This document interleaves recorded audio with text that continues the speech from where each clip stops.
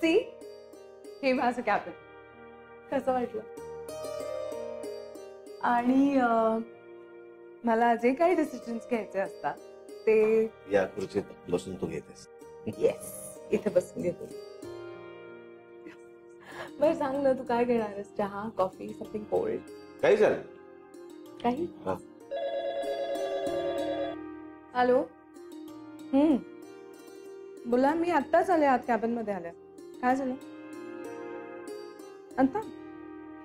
आले आले आले आले.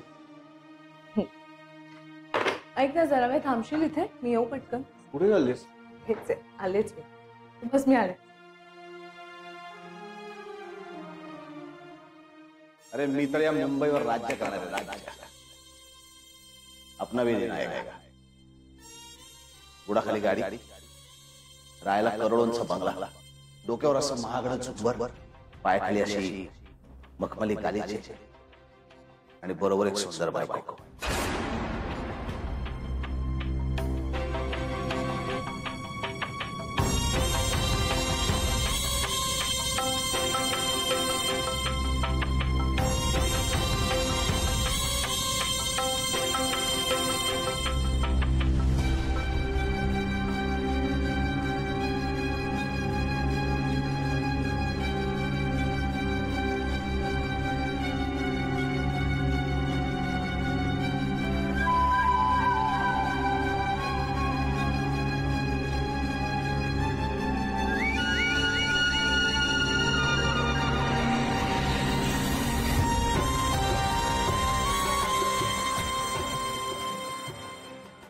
हॅलो, नाही राजनंदिनी नाही येत.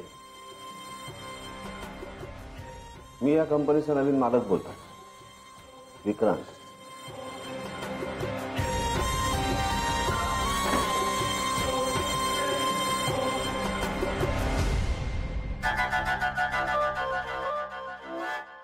दादासाहेब, तुम्ही होतात कुठे?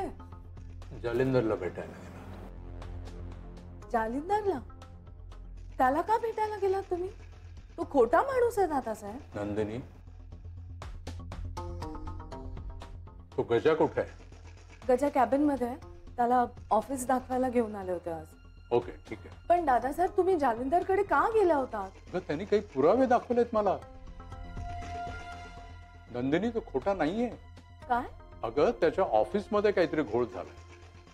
कोणीतरी त्याच्या वतीने ते अग्रीमेंट मेहताला पाठवले. कोणी? त्याचा शोध सुरू आहे. हो. हे बघ नंदिनी, मी परांजपेंना कल्पना दिलेली आहे. तू त्यांच्याबरोबर बसून ते अग्रीमेंट तयार करून ठेव. आपल्याला जालिंदर सोबतच टाईप करायचंय. पण दादासाहेब, माझ्यावर विश्वास नाहीये का तुझा? अर्थात आहे. मग मी म्हणतो तसं कर. Okay okay. मी आलोच त्याला भेटून. कोणाला? गजेंद्रला. मग मी पण येते ना बरोबर? नाही नाही, नको. अगं, तू अग्रीमेंट तयार कर. पूर्वी जसं केलं होतंस ना, अगदी तसंच तयार कर. मी आलोच भेटून. पण दादासाहेब, अगं सहज भेटतोय त्याला. आज पहिल्यांदाच आलाय ना ऑफिसला. होय. तुम्ही काम सुरू करा, मी आलोच. मॅम, मी पेपर घेऊन येतो. हो.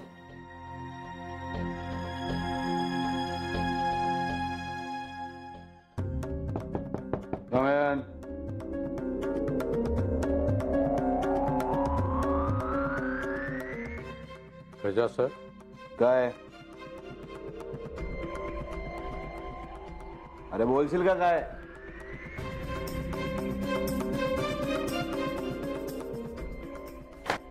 सॉरी सॉरी दादासाहेब, मी गंमत म्हणून बसलो होतो खुर्चीत. ए, तुझी लायकी सुद्धा नाही त्या खुर्चीवर बसण्याची. आणि जर त्या खुर्चीवर बसण्याची स्वप्न बघत असशील ना, तर तो मूर्खपणा देखील करू नकोस. माणसं ओळखून त्यांच्याबरोबर काम करण्यात इतकी वर्ष गेलेत माझी. चांगलं वाईट, खरं खोटं ओळखतो मी. लग्नाच्या दिवशी तू मंदिरात म्हणाला होतास ना की सरंजामेच्या घरी राहीन म्हणून, तेव्हाच मी तुझी लायकी ओळखली होती. नीच आहेस तू, ती नीच आहेस. कारण वाईट आणि खोटा आता माझ्या समोर आहे. अरे सरंजामेच्या गेट वरचा कुत्रा आहेस रे तू. पण तो कुत्रा देखील इमानदार असतो रे, पण तू नाही आहेस. अरे बेईमान आहेस तू, एकदम लुच्चा आहेस. तू काय बोलतोय मला काही कळतच नाही. पण मला कळतंय ना. मेहताकडे जालिंदरच्या वतीनं परस्पर अग्रीमेंट पाठवलं, त्याची खोटी सही सुद्धा केलीस. नाही नाही दादासाहेब, काहीतरी गैरसमज होतोय तुमचा. इथे तुझी डाळ शिजेल या गैरसमजात राहू नकोस. माझ्या मुलीला प्रेमाच्या जाळ्यात अडकून सरंजामे ग्रुप हडप करायचा आहे तुला. अरे तुझ्या डोळ्यातच लालचीपणा दिसतोय रे. अगदी लोचट आहेस तू, लोचट. नाही हो दादासाहेब, असं असं म्हणू नका. अहो, तुमच्याबद्दल फार आदर आहे मला. Shut your mouth. माझ्या बिझनेस मध्ये आणि घरात शिरकाव करण्याचा तुझा डाव असेल ना, तो विसर. आणि जर तू तसा प्रयत्न केलास तर गाठ माझ्याशी आहे गजा पाटील.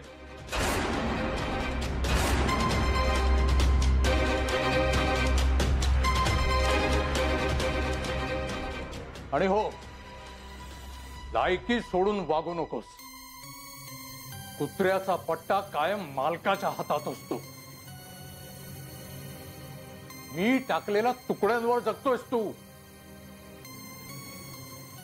आणि पुन्हा कधी या खुर्चीवर बसण्याचं धाडस करू नकोस. आयुष्यात पुन्हा कधी मी तुला या खुर्चीवर बसू देणार नाहीये.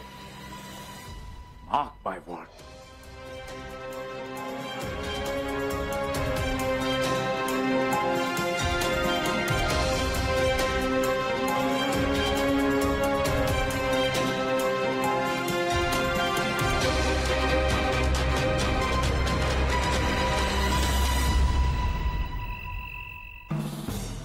माझ्या बिझनेस मध्ये आणि घरात शिरकाव करण्याचा तुझा डाव असेल ना, तो विसर. आणि जर तू तसा प्रयत्न केला तर गाठ माझ्याशी आहे गजा पाटील.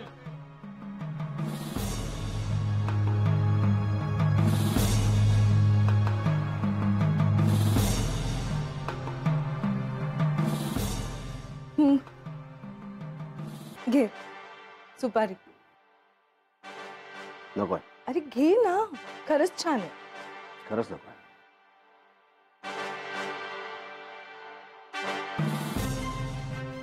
प्लीज घे ना. बघ, गुलाबाच्या पाकळ्या पण आहेत.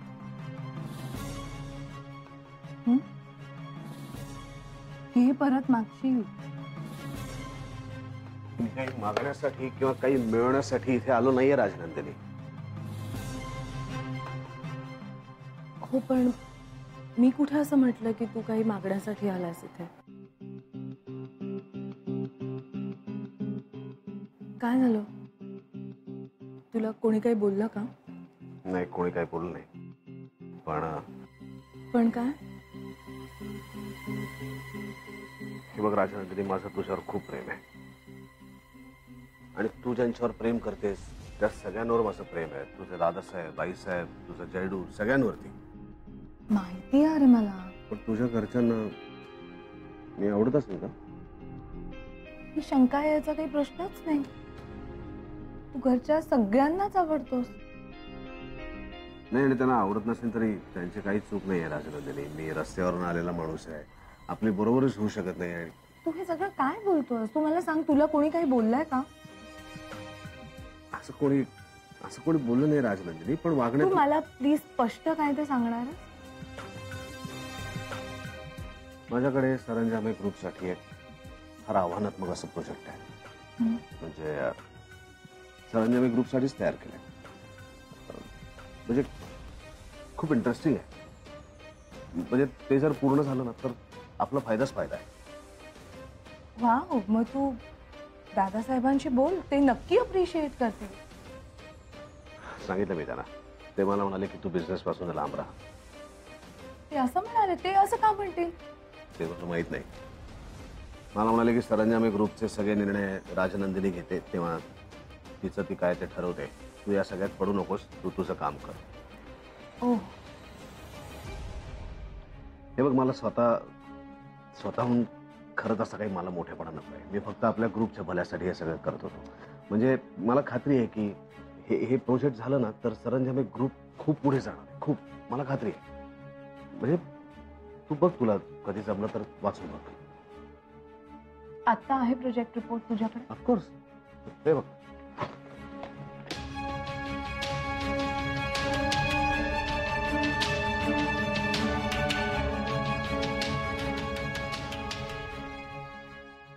म्हणजे तू बघ हा एकदा नीट नजरे खालनं घाल आणि तुला वाटलं तर तू निर्णय घे. म्हणजे माझा आग्रह नाही. नाहीतर दादासाहेबांना असं नको वाटायला ना की मीच खूप पुढे पुढे करतोय. म्हणजे त्यांच्याविषयी मला खूप म्हणजे खूप जास्त आदर आहे. नाही नाही, अरे तू म्हणतोय तसंच आहे की नाही हे मला कळत नाहीये. तरी मी बोलते दादासाहेबांशी. नाही, त्यांच्याशी बोलण्याची खरंच काही गरज नाहीये. म्हणजे ते माझ्या गुरुस्थानी आहेत. मी आपलं जास्त. विक्रांत, ज्याचा मान त्याला मिळायलाच हवा. नाही, माझ्या मानपानाचं काय ग? माझ्या मानपानाचं काय नाही. तसं असतं तर मी इथे राहायला चालू नसतो. राजनंदिनी, माझं फक्त तुझ्यावरती खूप खूप प्रेम आहे आणि मला आयुष्यात फक्त दादासाहेबांचा आशीर्वाद हवाय. बस, मला बाकी दुसरं काही नको. आय नो, माझा विश्वास आहे तुझ्यावर, खरंच. यू लेट मी हँडल दिस.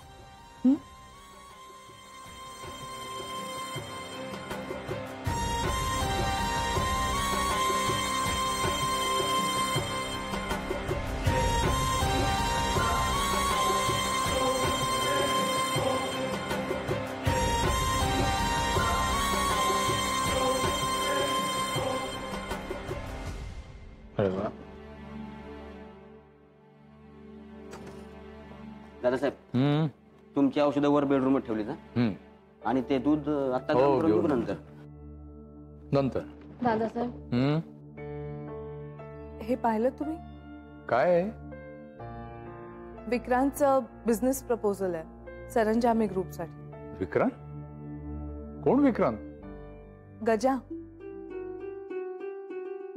मी त्याचं नाव विक्रांत ठेवलंय. त्यांनी ते स्वीकारलं?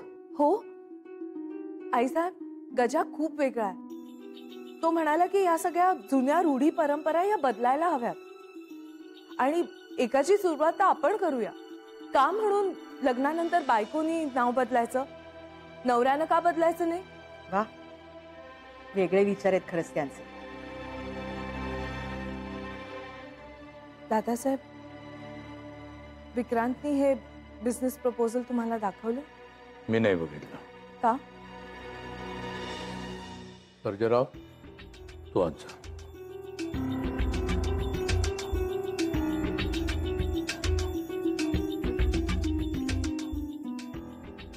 नंदिनी, मी या कंपनीचा मालक आहे. तूही ही कंपनी सीईओ म्हणून चालवतेस. एक सीईओ म्हणून मी तुझ्याशी बिझनेस टर्म्समध्ये बोलेन. बाकी कुणाशी काही बोलणार नाही.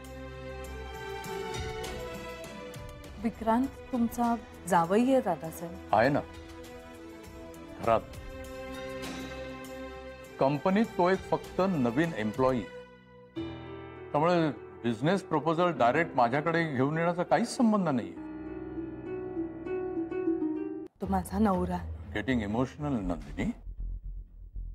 अहो, तुम्ही तिचं ऐकून तर घ्या. नियम म्हणजे नियम. नंदिनी, या कंपनीत येताना मी तुला पहिला धडा दिला होता की बिझनेस मध्ये कुठलीही इमोशन्स आणायची नाही. ठाऊक आहे ना नंदिनी तुला? हा प्रोजेक्ट नीट वाच. त्याचे फायदे तोटे याचा नीट अभ्यास कर. तुला जर ओके वाटलं तर माझ्याकडे घेऊन ये, मग बघेन मी. तुम्ही हे असे का वागता? तुम्ही थोडे कठोर तर होत नाही आहात ना? मी प्रोफेशनली वागतोय. प्रोफेशन आणि फॅमिली या दोन वेगळ्या गोष्टी आहेत. त्यांची सरमिसळ होता कामा नये. आणि नंदिनीला हे ठाऊक आहे. आणि तो गजा, त्याला जावई म्हणून घरी जरूर मान मिळेल, पण बिझनेसमध्ये काही संबंध नाही. हा तुमचा फायनल निर्णय आहे? हो. मग ठीक आहे. मी सुद्धा माझा निर्णय तुम्हाला ऑफिसमध्ये देईन.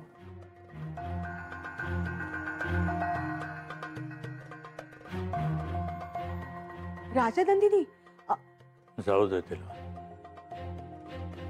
तुम्ही तिला समजून घ्यायला हवं होतं. मी तिला नेहमी समजून घेईन, पण त्या गजाला मात्र कधीच समजून घेणार नाही. अहो, असं का म्हणताय? त्यानं भुरळ घातलंय तिच्यावरती. तिला चांगलं वाईट काहीच कळत नाहीये. पण मला वाटतं ती दुखावली गेलीये. आता ऑफिसमध्ये ती काय निर्णय घेते देव जाणे. बघू.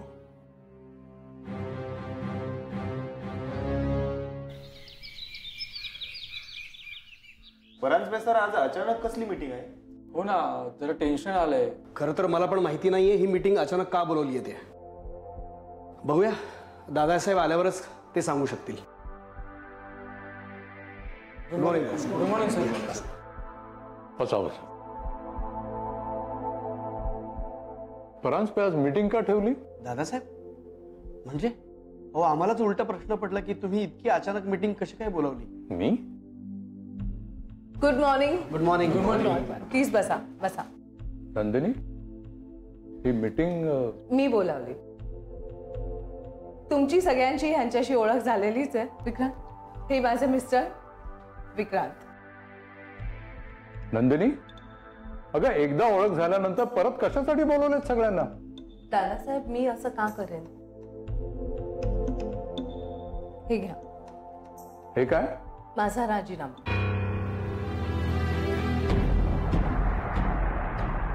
राजीनामा? राजनंदिनी, हे काय? मी ऑफिसच्या जबाबदाऱ्यांपासून मोकळी होणार आहे. काय? हो. राजनंदिनी, तुला असं का वाटतंय की मी तुझा राजीनामा स्वीकारेन म्हणून? तुला माहिती आहे राजनंदिनी, तू अचानक अशी जर निघून गेलीस ना तर ऑफिसमध्ये पोकळी निर्माण होईल. आणि कुठलीच पूर्वकल्पना देखील दिली नव्हतीस ग. मला माहिती आहे, माझ्या जाण्यामुळे जी पोकळी निर्माण होणार आहे ती भरून काढण्यासाठी सुद्धा मी एक उपाय शोधून काढला. उपाय? तुझी कमतरता कुणीही भरून काढू शकत नाही. दादासाहेब, माझी कमतरता भरून काढण्यासाठी एक उत्तम व्यक्ती आहे, विक्रांत. काय? होय Vikrant, you are the new CEO of our company.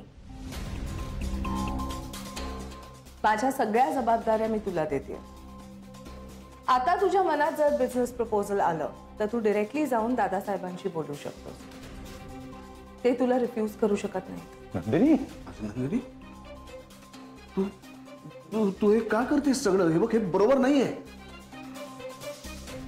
काय चूक काय बरोबर ते मला नक्की कळतं. दुसऱ्यांनी दिला नाही म्हणून काय झालं? माझ्या नवऱ्याला मी त्याचा मान देणारच.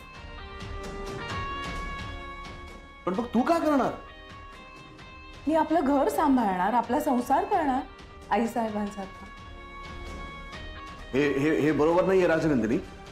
अगं, तुझ्यासारख्या हुशार पोरीनी ऑफिस मधलं काम सोडावं हे कोणालाच न पटण्यास, कोणालाच कशाला, अगदी दादासाहेबांना सुद्धा न पटण्यासारखं आहे. माझा निर्णय फायनल आहे. Rajnandini, thank you very much. आजपर्यंत तुमच्या बरोबर काम करताना तुम्ही सगळ्यांनी मला अगदी उत्तम सहकार्य केलं. यापुढे माझे मिस्टर टेक ओव्हर करतील आणि मला खात्री आहे तुम्ही त्यांना सुद्धा तसंच सहकार्य करा. Thank you very much. येते दादासाहेब. नंदिनी,